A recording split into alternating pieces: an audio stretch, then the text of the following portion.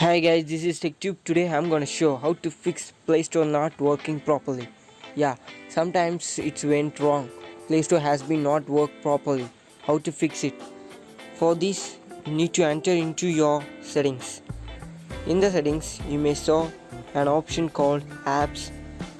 For mobile to mobile, it may vary, but it always be apps and somewhat including things. Yeah, enter into the apps. Following that, you need to enter into your system apps or manage apps. The Play Store is in the manage apps. Just enter into your manage apps and search for Play Store.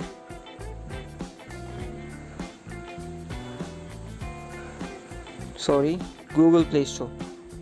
Yeah, in that you need to clear the data cache, and also you need to clear all data related to your Google Play Store. Yeah, that's all about it.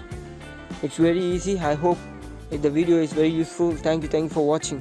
For more, subscribe, check you. Thank you.